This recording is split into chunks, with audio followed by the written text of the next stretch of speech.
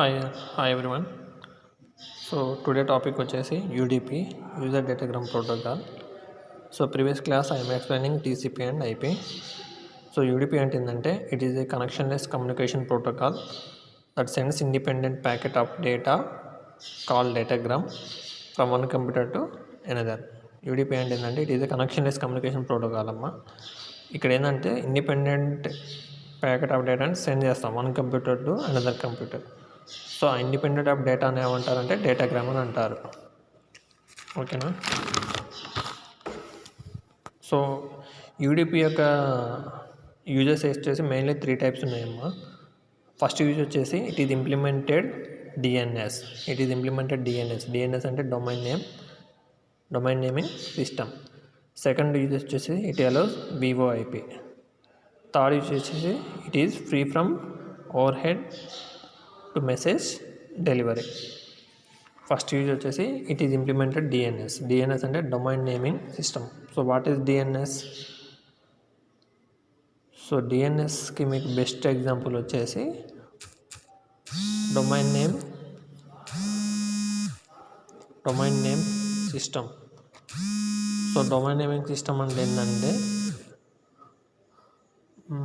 మన కంప్యూటర్లో ఈచ్ కంప్యూటర్కి ఒక పర్టికులర్ ఐపీ అడ్రస్ ఉంటుంది కదా. ఈచ్ కంప్యూటర్కి పర్టికులర్ ఐపీ అడ్రస్ ఉంటుంది. అలాగే వెబ్సైట్స్ అన్నిటికీ మనం యూజ్ చేసే వెబ్సైట్ అన్నిటికీ ప్రతి ఒక్క వెబ్సైట్కి ఇండివిజువల్గా ఒక ఐపీ అడ్రస్ అనేది ఉంటుంది. ఆ ఐపీ అడ్రస్ని బేస్ చేసుకునే మనకి వెబ్సైట్స్ అనేవి ఓపెన్ అవుతూ ఉంటాయి. అర్థమైందా? సో ఆ ఐపీ అడ్రస్ని బేస్ చేసుకొని మనం ఏదైతే వెబ్సైట్స్ని ఓపెన్ చేస్తామో అది ఎలా అవుతుందంటే డిఎన్ఎస్ ద్వారా అవుతుందమ్మా. డిఎన్ఎస్ డొమైన్ నేమింగ్ సిస్టమ్ ద్వారా ఆ వెబ్సైట్స్ అనేవి మనకి ఓపెన్ అవుతాయి. డిఎన్ఎస్ అనేది మెయింటైన్ చేస్తూ ఉంటాయి. మీకు ఫర్ ఎగ్జాంపుల్ చెప్పాలంటే మనకి ఓల్డెన్ డేస్లలో ఈ ఆండ్రాయిడ్ మొబైల్స్ లేనప్పుడు ల్యాండ్లైన్ మొబైల్స్ ఉండేవి కదా. సో ల్యాండ్లైన్ మొబైల్స్ మనం ఏం చేసేవాళ్ళం, ఎవరికైనా ఫోన్ కాల్స్ చేయాలంటే మనం ఏం చేసేవాళ్ళం, ఫోన్ బుక్ పెట్టుకునేటోళ్ళం. ఆ ఫోన్ బుక్లో మనం ఏం చేసేవాళ్ళం, ఎవ్రీ పర్సన్ యొక్క నేమ్ నెంబర్ మన రిలేటివ్స్, ఫ్రెండ్స్, కొలీగ్స్ అందరి నేమ్స్ రాసుకునేటోళ్ళం. దాని పక్కన వాళ్ళ ఫోన్ నెంబర్లు రాసుకునేటోళ్ళం.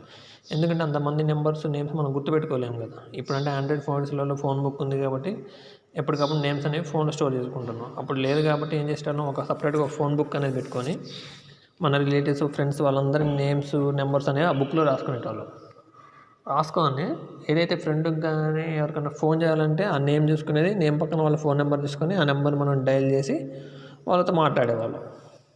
ఓకేనా. సేమ్ అదే స్ట్రాటజీ ఇక్కడ ఫాలో అవుతాం దేంట్లో, ఇంటర్నెట్లో.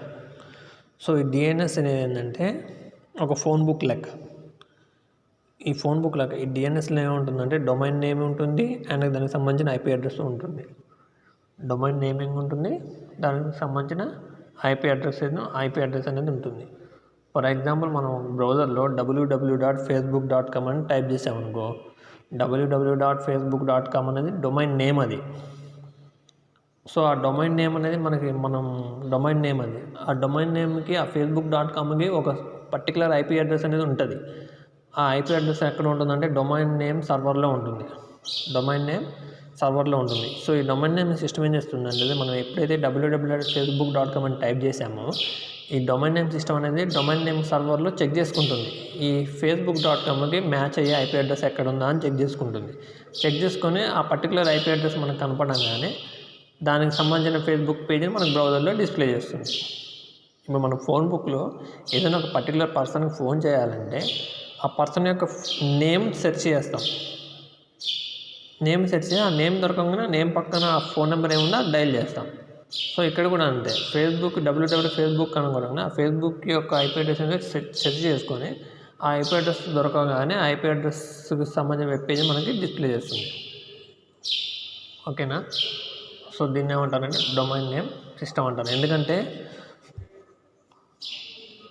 మామూలుగా అయితే బ్రౌజర్లో మనం www.google.com అని ఇలా టైప్ చేసేదాన్ని ఏమంటారంటే డొమైన్ నేమింగ్ అంటాం అన్నమాట. ఎందుకంటే మనకు అవి ఈజీగా గుర్తుండడానికి డొమైన్ నేమ్స్ అనేవి ఉంటాయి. మనం బ్రౌజర్లో యూఆర్ఎల్లో ఆ వెబ్సైట్కి సంబంధించిన ఐపీ అడ్రస్ని టైప్ చేసిన వెబ్సైట్ ఓపెన్ అవుతుంది. ఫర్ ఎగ్జాంపుల్ google.com అని ఉందమ్మా, www.google.com అని ఉంది. www.google.com అని మనం టైప్ చేసి ఎంటర్ కొట్టడానికి మనకు గూగుల్ పేజ్ అనేది ఓపెన్ అవుతుంది. ఆ www.google.com అనేది డొమైన్ నేమ్, అలా డొమైన్ నేమ్ ఇచ్చిన ఎంటర్ అవుతుంది. అలా కాకుండా డైరెక్ట్గా ఆ google.com యొక్క ఐపీ అడ్రస్ ఏముంటుందో అది మనం ఆ యూఆర్ఎల్లో టైప్ చేసి ఎంటర్ కొడితే డైరెక్ట్గా ఆ గూగుల్ పేజ్ అనేది ఓపెన్ అవుతుంది. కాకపోతే ఇక్కడ డ్రాబ్యాక్ ఏంటంటే ఇప్పుడు అన్ని వెబ్సైట్ల ఐపీ అడ్రస్ మనం గుర్తుపెట్టుకోలేం కదా. For example google.com, facebook.com, gmail.com, వేరే అదర్ పాపులర్ సైట్స్ నేమ్స్ మనకు ఈజీగా గుర్తుంటాయి, కానీ వాటి ఐపీ అడ్రస్ మనం గుర్తుపెట్టుకోలేం. ఇప్పుడు gmail.com, facebook.com, google.com అంటే మనం ఈజీగా చెప్తాం, కానీ వాటి ఐపీ అడ్రస్లు గుర్తుపెట్టుకోవాలంటే కొంచెం కష్టం కదా.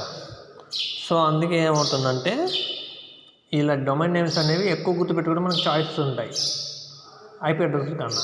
సో మనం ఏదైతే డొమైన్ నేమ్ అయితే బ్రౌజర్లో ఎంటర్ చేస్తామో ఈ డిఎన్ఎస్ ఏం చేస్తుందంటే దానికి సంబంధించిన దానికి సంబంధించిన ఐపీని సెర్చ్ చేసుకొని ఆ ఐపీ అడ్రస్ను మనకి రిటర్న్ పంపిస్తుంది వెబ్ పేజ్ లేక. అప్పుడు ఏమవుతుంది, మనకి ఏదైతే వెబ్సైట్ మనం ఎంటర్ చేసామో ఆ వెబ్సైట్ అనేది ఓపెన్ అవుతుంది. అర్థమైందా? సో డిఎన్ఎస్ వర్క్ ఏంటంటే మనం డొమైన్ నేమ్ ఏదైతే టైప్ చేస్తామో ఆ డొమైన్ నేమ్కి సంబంధించిన రిలేటెడ్ ఐపీ అడ్రస్ని సెర్చ్ చేసుకుని డిఎన్ఎస్ సర్వర్లో ఆ ఐపీ అడ్రస్కి ఉన్న వెబ్సైట్ యొక్క పేజీని మనకి డిస్ప్లే చేస్తుంది.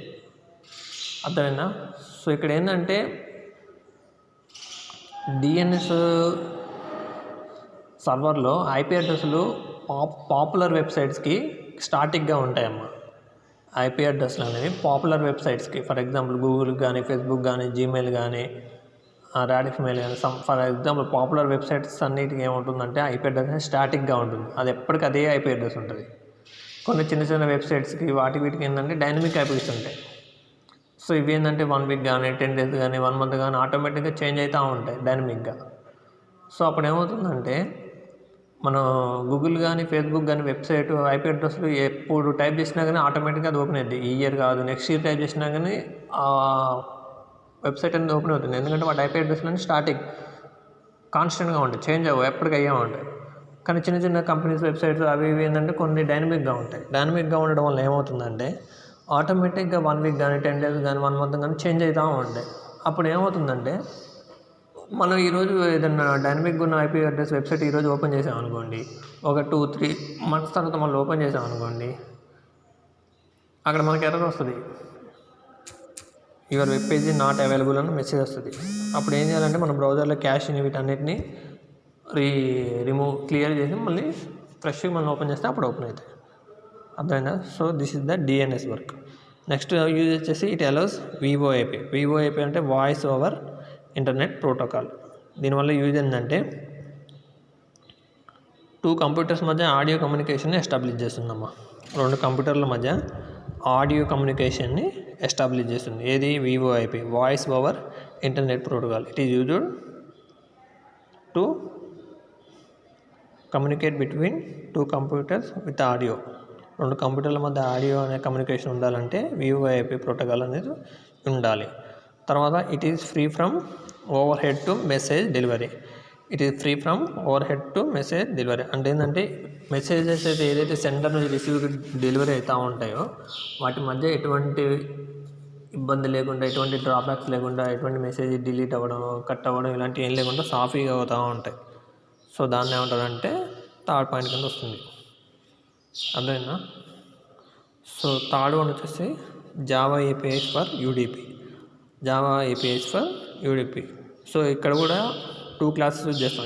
ఇంతకుముందు టీసీపీలో 2 క్లాసెస్ యూజ్ చేసాం, సర్వర్ సాకెట్ ఒకటి, సాకెట్ ఒకటి. ఇక్కడ యూడిపిలో కూడా 2 క్లాసెస్ని యూజ్ చేస్తున్నాం, ఒకటి datagram packet and datagram socket.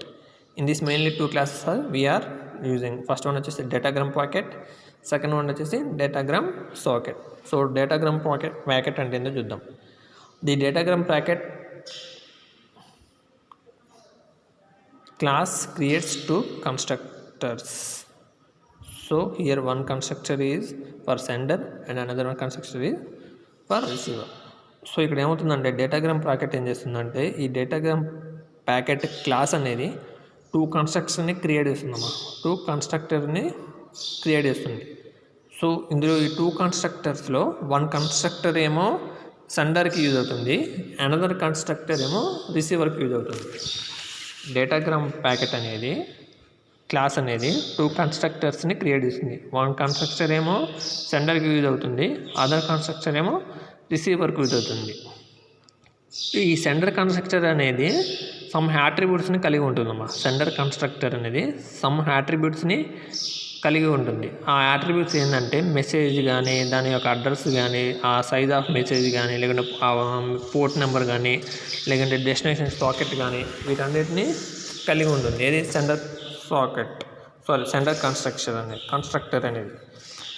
ఈ రిసీవర్ కన్స్ట్రక్టర్ అనేది ఏంటంటే బేసికలీ ఎంటీ ఉంటుంది. సెండర్ కన్స్ట్రక్టర్ ఏమో సమ్ యాట్రిబ్యూట్స్ని కలిగి ఉంటుంది. ఆ యాట్రిబ్యూట్స్ ఏంటంటే మెసేజ్ కానీ, లేకుంటే అడ్రస్ కానీ, సెండర్ యొక్క అడ్రస్ కానీ, లేకుంటే సైజ్ ఆఫ్ మెసేజ్ కానీ, పోర్ట్ నెంబర్ కానీ, డెస్టినేషన్ సాకెట్ కానీ, ఇవన్నీ సెండర్ కన్స్ట్రక్టర్ అనేది కలిగి ఉంటుంది. కానీ రిసీవర్ కన్స్ట్రక్టర్ అనేది బేసికల్గా ఎంటీగా ఉంటుంది. రిసీవర్ కన్స్ట్రక్టర్ అనేది బేసికల్లీ ఎంటీగా ఉంటుంది. So the receiver is used to receiving message from sender. ఈ రిసీవర్ కన్స్ట్రక్టర్ ఏం చేస్తుందంటే సెండర్ నుంచి వచ్చిన మెసేజ్ అన్నిటిని రిసీవ్ చేసుకుంటూ ఉంటుంది. ఆ రిసీవ్ చేసుకున్న మెసేజ్ ఎలా ఉంటుందంటే ఎన్క్యాప్సులేటెడ్ ఫార్మాట్లో ఉంటుందమ్మా. సెండర్ నుంచి వచ్చిన మెసేజ్ అన్నిటిని రిసీవర్ కన్స్ట్రక్టర్ అనేది రిసీవ్ చేసుకుంటుంది. ఆ రిసీవ్ చేసుకున్న మెసేజెస్ అన్ని ఎలా ఉంటాయి అంటే ఎన్క్యాప్సులేటెడ్ ఫార్మాట్లో ఉంటాయి. సో ది రిసీవర్ కన్స్ట్రక్టర్ ఏం చేస్తుందంటే సమ్ మెథడ్స్ని యూజ్ చేసుకొని ఆ ఎన్క్యాప్సులేటెడ్ డేటాని ప్లెయిన్ టెక్స్ట్లోకి మార్చుకుంటుంది. ఓకేనా. సెండర్ కన్స్ట్రక్టర్ ఏం చేస్తుందంటే సెండర్ నుంచి రిసీవర్కి మెసేజ్ని సెండ్ చేస్తుంది సమ్ యాట్రిబ్యూట్స్ యూజ్ చేసుకొని. సో రిసీవర్ కన్స్ట్రక్టర్ ఏం చేస్తుందంటే ఆ సెండర్ నుంచి వచ్చిన మెసేజ్ అన్నిటిని రిసీవ్ చేసుకుంటుంది. ఆ రిసీవ్ చేసుకున్న మెసేజెస్ అన్ని ఏ ఫార్మాట్లో ఉంటాయంటే ఎన్క్యాప్సులేటెడ్ ఫార్మాట్లో ఉంటాయి. సో ఆ ఎన్క్యాప్సులేటెడ్లో ఉన్న ఫార్మాట్స్ని ఈ రిసీవర్ కన్స్ట్రక్టర్ ఏం చేస్తుందంటే సమ్ మెథడ్స్ని యూజ్ చేసుకొని ఆ ఎన్క్యాప్సులేట్లో ఉన్న ఫార్మాట్ ఏం చేస్తుందంటే ప్లెయిన్ టెక్స్ట్లోకి మార్చుకుంటుంది. అది ఏమేమి మెథడ్స్ని యూజ్ చేస్తుందంటే గెట్ డేటా మెథడ్ ఒకటి, గెట్ పోస్ట్ మెథడ్ ఒకటి, గెట్ అడ్రస్ మెథడ్ ఒకటి. ఈ మెథడ్స్ని యూజ్ చేసుకుని ఏం చేస్తుందంటే ఎన్క్యాప్సులేటెడ్ డేటాని ప్లెయిన్ టెక్స్ట్లోకి మార్చుకుంటుంది. So this is the datagram packet. So datagram ప్యాకెట్లో ఏంటంటే మెయిన్లీ 2 క్లాసెస్ ఉంటాయి. ఒకటి 2 క్లాసెస్ ఈ డేటాగ్రామ్ ప్యాకెట్ క్లాసెస్ ఏం చేస్తుందంటే మెయిన్లీ 2 కన్స్ట్రక్టర్ని క్రియేట్ చేస్తుంది. వన్ కన్స్ట్రక్టర్ ఏమో సెండర్కి యూజ్ అవుతుంది, అనదర్ కన్స్ట్రక్టర్ ఏమో రిసీవర్ సైడ్ యూజ్ అవుతుంది. సెండర్ కన్స్ట్రక్టర్ ఏం చేస్తుందంటే సమ్ యాట్రిబ్యూట్స్ని కలిగి ఉండి ఏం చేస్తుందంటే మెసేజ్ని సెండర్ నుంచి రిసీవర్కి సెండ్ చేస్తూ ఉంటుంది. ఈ రిసీవర్ కన్స్ట్రక్టర్ అనేది బేసికల్లీ ఎంటీగా ఉంటుంది. ఎంటీగా ఉండి ఏం చేస్తుందంటే సెంటర్ నుంచి వచ్చిన మెసేజెస్ అన్నింటినీ రిసీవ్ చేసుకుంటూ ఉంటుంది. ఈ రిసీవ్ చేసుకున్న మెసేజ్లు ఏ ఫార్మాట్లో ఉంటాయంటే ఎన్క్యాప్సులేటెడ్ ఫార్మాట్లో ఉంటుంది. సో అన్క్యాప్సులేటెడ్ ఫార్మాట్లో ఉంటుంది కాబట్టి ఈ రిసీవర్ కన్స్ట్రక్టర్ ఏం చేస్తుందంటే సమ్ మెథడ్స్ని యూజ్ చేసుకొని ఆ ఎన్క్యాప్సులేటెడ్ డేటాని ప్లెయిన్ టెక్స్ట్లోకి మార్చుకుంటుంది. So this is the datagram packet. Next వచ్చేసి డేటాగ్రామ్ సాకెట్. ఓకేనా. ఈ డేటాగ్రామ్ సాకెట్ కూడా సమ్ కన్స్ట్రక్టర్స్ని ప్రొవైడ్ చేస్తుందమ్మా. It is also provide a constructor. ఇది కూడా కన్స్ట్రక్టర్ని ప్రొవైడ్ చేస్తుంది. సో ఇక్కడ ఏం చేస్తుందంటే డేటాగ్రామ్ సాకెట్ అనేది సాకెట్ ఎక్సెప్షన్ని యూజ్ చేసుకొని పోర్ట్ని త్రో చేస్తుంది ఆర్గ్యుమెంట్ని. ఓకేనా. If the argument is empty socket exception is throws at the port. ఇక్కడ ఏం చేస్తుందంటే సాకెట్ ఎక్సెప్షన్ యూజ్ చేసుకొని ఏదైనా ఆర్గ్యుమెంట్ అనేది ఎంటీగా ఉంటే దాన్ని పోర్ట్కి త్రో చేస్తుంది. ఓకేనా. సో డేటాగ్రామ్ సర్వ్లెట్ సాకెట్ అనేది సమ్ మెథడ్స్ని ప్రొవైడ్ చేస్తుందమ్మా. ఆ మెథడ్స్ వచ్చేసి కనెక్ట్ మెథడ్ ఒకటి, సెండ్ రిసీవ్ మెథడ్ ఒకటి, సెట్ సార్ట్ టైం మెథడ్ ఒకటి. Set sort time connect method ఒకటి, సెండ్ రిసీవ్ మెథడ్ ఒకటి, సెట్ సార్ట్ టైం. కనెక్ట్ అంటే ఏంటంటే 2 కంప్యూటర్ సెండర్ అండ్ రిసీవ్ మధ్య కనెక్షన్ని ఎస్టాబ్లిష్ చేయడం. సెండ్ అండ్ రిసీవ్ మెథడ్ అంటే మెథడ్స్ని అంటే మెసేజ్ని 1 సిస్టమ్ టు అనదర్ సెండ్ చేసుకోవడం, రిసీవ్ చేసుకోవడం. సెట్ సార్ట్ టైం అంటే ఏంటంటే it is used to set time limitation. It is used to set time limitation to socket or port. ఓకేనా. So ఎప్పుడైతే message అనేది ఈ టైం లిమిట్ని రీచ్ అయిందో automatically message will be stop అవుతుందన్నమాట. సెట్ షార్ట్ టైం ఏంటంటే మనం టైం లిమిట్ని సెట్ చేస్తాం సాకెట్కి ఆర్ పోర్ట్కి. సో ఎప్పుడైతే మెసేజ్ అనేది టైం లిమిట్ని రీచ్ అవుతుందో ఆటోమేటిక్గా ఆ మెసేజ్ అనేది స్టాప్ అయిపోతుంది. This is the datagram socket. ఓకేనా? So this is the UDP. Previous class I'm explaining TCP and IP. So totally ఈ టాపిక్ వచ్చేసి ఏపీఎస్ ఫర్ ఇంటర్నెట్ ప్రోటోకాల్.